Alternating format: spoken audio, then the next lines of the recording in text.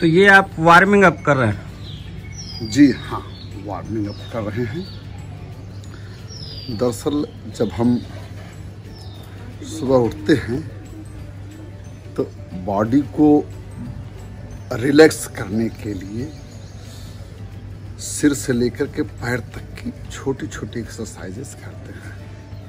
जैसे मुंह को यहाँ से शुरू करते हैं। सबसे पहले आँखों को बंद करना और खोलना, तो इससे आँख की नसें जो है वह वार्म अप होती हैं और ढीली होती हैं, रिलैक्स होती हैं कहिए।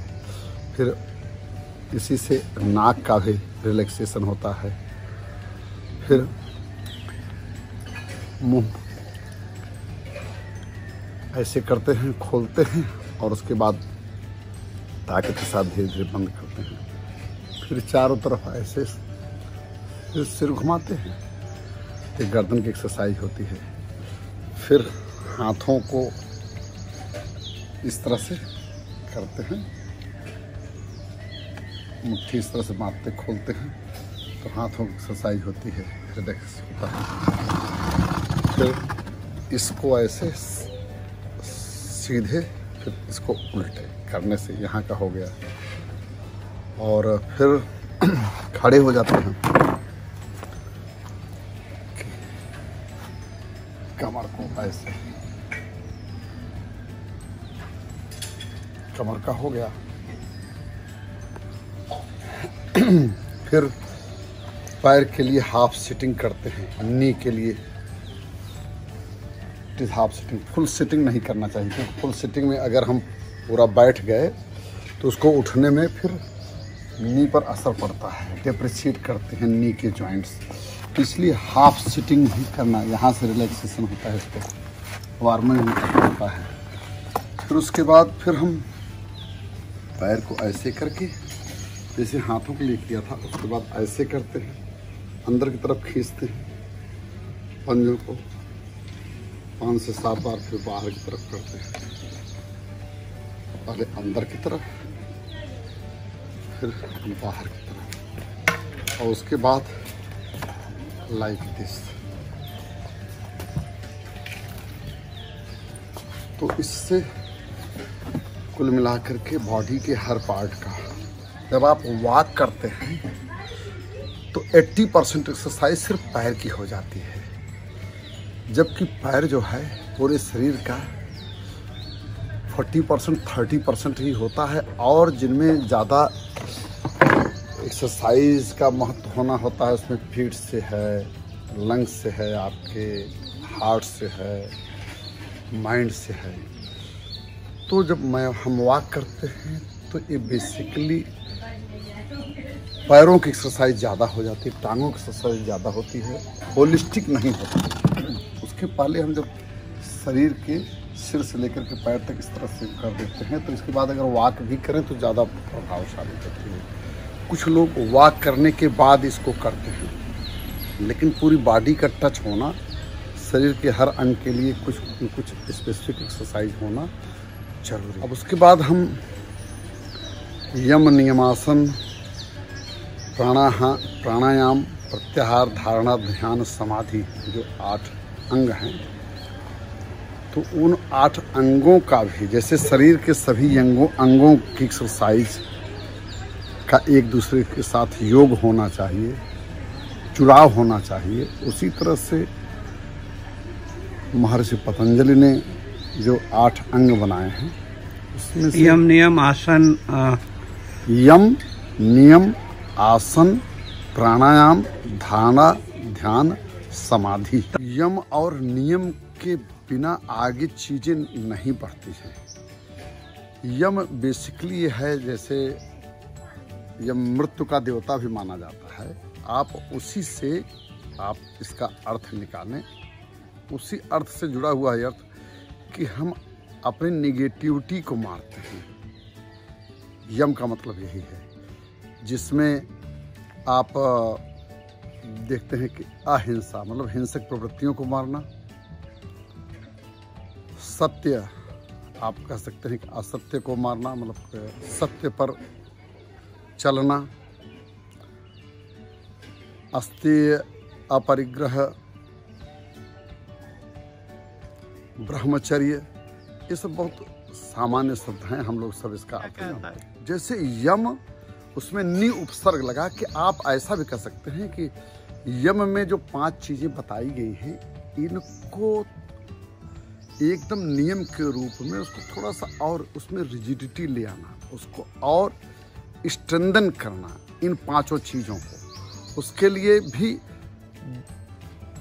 जैसे पहला कि नकारात्मकता न हो तो न्यूट्रलिटी आई, और दूसरा सकारात्मकता आवे, जैसे निगेटिव न होना ही पर्याप्त नहीं है, उसके लिए पॉजिटिव होना भी जरूरी है, यह दूसरी चीज है। अब जैसे उसमें शौच, पवित्रता, स्वच्छता, जैसे कहा कि सत्य ही ईश्वर है, स्वच्छता ईश्वर का दूसरा नाम है। इसी तरह से छोटी छोटी चीज़ों को अब आप जब बारीकी से देखते हैं तो इसी तरह से आंतरिक शौच, बाह्य शौच, दोनों तरह की पवित्रता। फिर इसके अलावा फिर कहा कि संतोष, जब आप संतोष की वृत्ति, यथालाभ संतोष की वृत्ति में जब नहीं रहते हैं तो उसमें तमाम अनाप शनाप काम करने पड़ते हैं। देखिए कि अगर कई व्यवसाय हैं उसमें आप देखें जरूरत के समय में लोग जब देखते हैं कि लोग क्राइसिस में है तो उसका दाम बढ़ा देते हैं। इस बारे में गांधी जी का कहना था कि अगर कोई ज़्यादा फायदे के चक्कर में कोई व्यापारी पड़ता है तो इसका मतलब वो नुकसान में पड़ता है। वहाँ पर आत्मसंयम की और ज़्यादा ज़रूरत होती है कि आपको ज़्यादा लाभ के अवसर हैं तो भी आप उचित लाभ ही लें, लालच में न पड़े, लालच में न पड़े। इसके अलावा है तप और स्वाध्याय। तप में जैसे कहा गया है, भारतीय ने कहा कि तपो न तपता वयमेव तपता है, हमें अपने को ही तपाना है। तपाना जैसे है कि हम देखते हैं कि बहुत सारे लोग भूखे हैं तो हम अपने को भी भूख में रखें। जैसे अभी ये हुआ कि अनाज की कमी हो सकती है, तो हमारे यहाँ जैसे 60% लोग जो हैं वो ओवर डाइट के नाते, ओवर ईटिंग के नाते अस्वस्थ हैं, मोटापा से। तो ऐसे लोगों को मॉर्निंग वॉक करना, एक्सरसाइज करना, वह सब तो ठीक है, लेकिन कम खा करके जितना जरूरत है शरीर को उतना ही खा करके मिताहार, यह भी तप का ही एक रूप है। जैसे जिसको कहते हैं तप, व्रत, तपस्वी राजा, जैसे कह सबके राम तपस्वी राजा, या कई ऋषियों मुनियों के लिए कहा गया कि वह कुबेर पर चढ़ाई किए, लेकिन जितना जरूरी था जनता जनार्दन के लिए। तो और जैसे राजा रघु के लिए वर्णन है कि रघुवंश महाकाव्य में है जी, उसमें कौत्स पहुंचता है राजा रघु के यहाँ और उनसे 14 स्वर्ण मुद्राएं मांगता है अपने गुरु को दक्षिणा देने के लिए। उनके पास कुछ नहीं होता है, वह कुबेर के यहाँ से जाकर के चढ़ाई करके पर्याप्त धन ले आते हैं।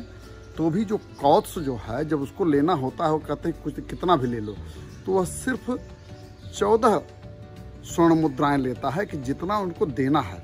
उनके पास अवसर था कि उससे ज्यादा भी। यहाँ योग के संदर्भ में स्वाध्याय से सबसे 2 चीजें हैं। पहली बात तो अपना ही अध्ययन आप करिए, अपने प्लसेस को, माइनसेस को, अपने शारीरिक मानसिक क्या प्लस है क्या माइनस है, स्वीकारात्मक क्या है, नकारात्मक आपके शरीर में क्या है, इसका अध्ययन करना, और स्ट्रांग और वीक पॉइंट आपके क्या हैं। तो आत्मचिंतन से भी इसमें आत्मचिंतन, सबसे पहले तो आत्मचिंतन ही स्व अध्ययन, अपना अध्ययन करिए, स्व का अध्ययन, स्वाध्याय। और दूसरी बात कि अपने आप स्टडी करिए। सत्संग और सदग्रंथ कहा जाता है कि सत्संग अच्छे लोगों की संगति, सत्पुरुष और सदग्रंथ, ये 2 ही अच्छी चीजों के स्रोत हैं। तो आप अच्छे ग्रंथों का स्वयं अध्ययन करें, उनसे स्वाध्याय करने से आपको स्वयं की भी बातें समझ में आती हैं और चराचर जगत के बारे में भी बातें समझ में आती हैं। ईश्वर के प्रति समर्पण। तो ईश्वर के प्रति प्रणिधान में एक इसलिए एक है कि कई चीज़ें ये होती हैं कि हम अगर हर चीज़ में मान लेते हैं कि हम ही ने किया, मैंने ही किया, तो इससे एक अहंकार का जो भाव आता है, ईगो का भाव आता है, उसमें पॉजिटिवनेस आता है कि हमने किया। कर्ता का जो अहंकार है, कर्ता का जो अहंकार आता है। और जैसे कुछ लोग कहते हैं कि मैं सेल्फ मेड हूँ। दरअसल मैंने लिखा है कि वस्तुएं निर्माण में शामिल हुई हैं सैकड़ों, मैं स्वनिर्मित हूँ, कभी मैं कह नहीं सकता कहीं। जो लोग कहते हैं कि मैं सेल्फ मेड हूँ, वह उन लोगों में भी बड़ा अहंकार होता है, क्योंकि आपको बनाने में बहुत सारी चीज़ों का योगदान होता है। तो ऐसे में बहुत सारी चीज़ों के योगदान को कहने में गिनाने के बजाय ये होता है कि जब ये मान लेता है कि यह ईश्वर की प्रेरणा है। और ईश्वर की प्रेरणा मानना इसलिए भी जरूरी है कि जैसे एक ही कक्षा में एक ही अध्यापक 50 विद्यार्थियों को पढ़ाता है, तो सबको पुस्तक तो वही देता है, ज्ञान वही देता है, लेकिन उनमें जो ग्रहण है वह अलग अलग होता है। सब लोग कक्षा में बैठते हैं तो कक्षा से बाहर भी आप मान सकते हैं कि बहुत लोगों को मन नहीं जा रहा है। जो लोग 100% सुनते रहते हैं और बुद्धि में भी 19-20 से ज़्यादा का अंतर नहीं होता है, इसके बावजूद भी जो ग्रहण है उसमें 1 से लेकर के 10 की स्केल पर 1 से 10 तक का अंतर आ जाता है। अच्छा, इसी में ईश्वर शरणागति भी है क्या, कि अपने आप को ईश्वर के भरोसे छोड़ देना? जैसे अक्सर गांधी जी करते थे, बीमार भी होते थे तो दवाई नहीं लेते थे। एक बार बहुत बीमार हुए थे और उनको डॉक्टरों ने कहा कि पेंसिलिन लीजिए, तो उन्होंने कहा नहीं, मेरी दवाई तो राम नाम ही मेरी दवाई है। और उन्होंने राम के सहारे ही सब कुछ, हालांकि उनका नाम जो है राम, जो वो कहते थे कि उनकी कल्पना दूसरी थी ना। वो कहते हैं कि एक राम दशरथ का बेटा, एक राम घट-घट में बैठा। तो वो जिस राम को मानते थे उसी पर सब कुछ छोड़ देते थे। जी, मैं ये है क्या कि जब हम एब्स्ट्रैक्ट चीज़ को, अमूर्त चीज़ को, किसी को कल्पना करते हैं तो उसका एक ये भी इच्छा होती है कि इसका मूर्त रूप क्या है। तो जैसे कहा गया है कि रामो विग्रहवान धर्म। अभी जो श्री राम जन्मभूमि ट्रस्ट बनाया गया है उसका आदर्श वाक्य रखा गया कि राम साक्षात शरीरधारी धर्म है, ब्रह्म का एक रूप उनको मान लिया, ब्रह्म का रूप है। तो आप जिस भी रूप में राम के मतलब धर्म के उन्नत रूपों का जो प्रकटीकरण होता है, अवतारों का एक महत्व होता है। उर्दू में एक कपलेट है कि खुदा हमको नजर आने लगा इंसाने कामिल में, तलाशो जुस्तजू की सरहदें अब खत्म होते हैं, खुदा मुझको नजर आने लगा इंसाने कामिल में। तो कामिल व्यक्ति क्या है? वह सिर्फ काबिल ही नहीं है, वह आमिल भी है। जब कामिल और आमिल मिलते हैं तब जाकर के काबिल और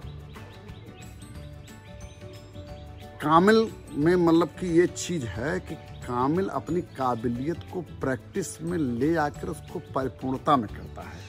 तो भक्त जो है उसकी, औसत भक्त की यह इच्छा होती है कि हम जिस तरह का विचार रखते हैं ईश्वर के इस स्वरूप का, वह उसको एक मूर्तिमान भी देखना चाहिए। अवगति गति कुछ कहे ना, निराकार ब्रह्म सबके बस की बात नहीं है। निराकार सबके ब्रह्म की, सबके बस की बात नहीं है।